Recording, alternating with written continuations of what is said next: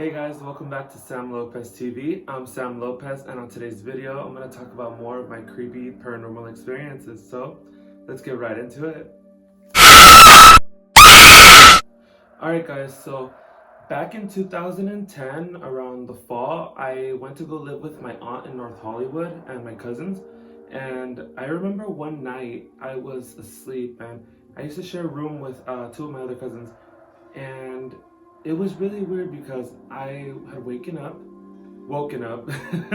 I'm dumb, and I heard like a bunch of movement in the kitchen, and it sounded like somebody was taking dishes out of like the cabinets and like putting them back in, but like slamming them really hard and then slamming cabinet doors like really hard. And I thought it was my aunt, and I thought she was like in a bad mood. So I was like, oh my gosh, like did like my cousins leave the kitchen dirty? I was like, oh my gosh, did I leave the kitchen dirty? I was like, what the hell?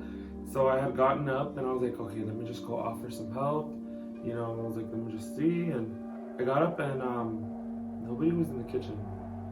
Like nobody at all.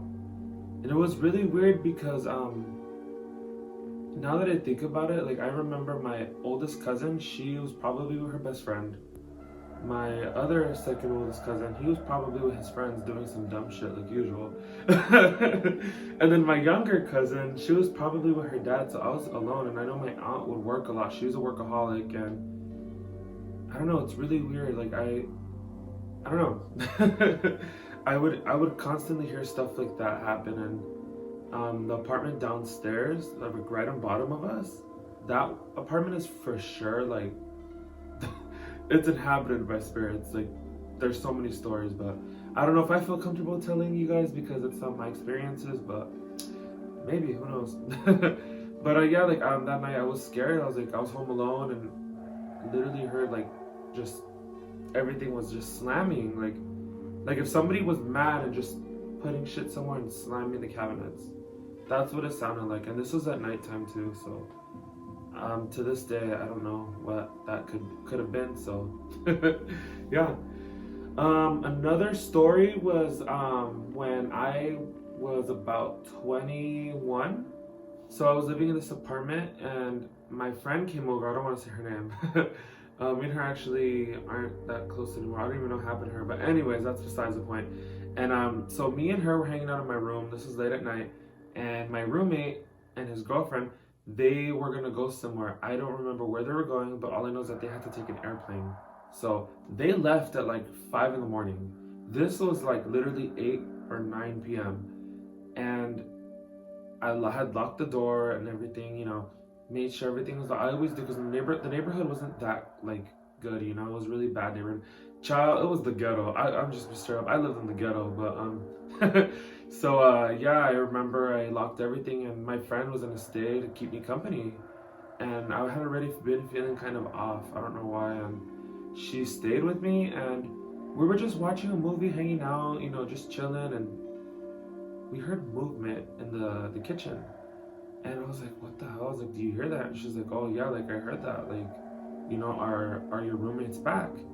And I'm like, I mean, probably, but they left really early. They were gonna fly somewhere. They were gonna go to another state. So I was like, you know what? Let me go see. So I went to go see, and I got scared because nobody was home. The doors were locked. All the windows are closed, and all four of what's it called? The chairs that we have for our table were pushed out. They were all completely pushed out. And I am OCD. I cannot leave my kitchen until like my chairs are pushed in, and a few other stuff, and all the chairs were pushed out. And me and her were just like in shock because we're like, what the fuck? And like the thing is, she seen that I cleaned the kitchen, and she was there with me. She did not leave my room whatsoever, neither did I. And if we wanted to go to the bathroom was literally like 2 feet away from my room. And it was just so strange. We got scared, and I pushed the chairs back in, and I went back into my room, and she went with me, and we hung out, and I don't know, it was just a really eerie vibe. And that same night we heard footsteps in the hallway, and we were just like, what the hell, like what's going on? And we thought, okay, maybe they did miss their flight. Like my roommates, I thought they missed their flight. But I had gotten up and I had opened the door, and there was nobody in the hallway, and I knocked on his room, my roommate's room, and I was just knocking for like a few seconds. I'm like, hey, like, you know, are you home? Like, what's going on? Like, you know, like, I just wanted to know. And I cracked open his door and nobody was in there. So that was scary as hell. But yeah, guys, that was really creepy. It's definitely one of the creepiest, like, you know, experiences I personally have ever had. But you know, I don't know, it kind of haunts me still. So anyway, here's another story. So this happened when I was a teenager and I was still living with my parents, and I was asleep, and well, it didn't really happen to me. It more so happened to my mom and my stepdad. But I used to share a room with my two younger sisters, and my mom and my stepdad claimed that they were up late at night one time, and you know, I used to go to sleep early before I became a night owl, sleep deprived, freaking crazy person.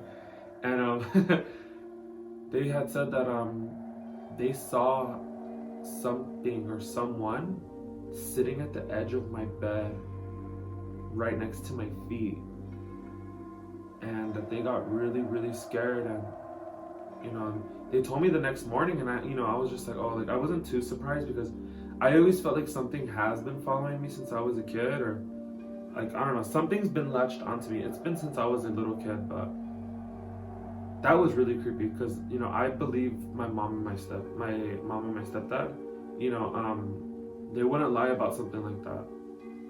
They're very, when it comes to paranormal stuff, like, they don't play around. Like, when it comes to spirits and all that, they don't play around. Like, they take it serious. And there was another night that I guess they saw something jump from, because my sisters, they had bunk beds and then I had a regular bed, and they said that they had seen somebody jump from the top bunk onto my bed. And the scary thing is that my two younger sisters were sleeping with my mom that night. So it wasn't my sisters and me just like playing around or like, you know, being stupid. They saw something jump from my bed, from the bunk bed to my bed. And I don't know, it's really creepy, you know, like I said, I don't doubt them. I believe them, you know. And there was also another time that it was really hot. I remember it was really, really hot at night. It was like almost like 110 degrees at nighttime. And all of us, you know, we have at my mom's house, there's one air conditioner and it's in the living room. So we had all slept in the living room, and my little brother was like maybe, I want to say maybe like about 1 or about to be 1. And it was the middle of the night, and all of us woke up, and my little brother was playing in the kitchen, and like he was having a full-on conversation with somebody or something. And it was really weird. It was like 2 or 3 in the morning, and to this day we don't know what the hell it was. But you know, I always tell my little brother, I'm like, oh, you know, you used to talk to a ghost when you were a baby. And he always tells me like, oh my gosh, don't scare me. But yeah, that's a few of the creepy paranormal experiences that I've experienced as well. Sorry if I seem a little weird. I just woke up. I was like, you know what, I need to film more content. Today I am dedicated to content. Today is October 17th, 2020, and I'm gonna film all day today. So my goal is to make at least 4 to 5 videos today, so we'll see how it goes. But thanks guys for watching my videos, for supporting me. You know, follow me on my social media. The links will be in the description box down below. Leave a comment, click that notification bell, subscribe, like this video if you want. You know, you don't have to. But yeah, thanks you guys so much for all the support. I really appreciate it. I love you all. Stay safe and make good choices. Bye guys.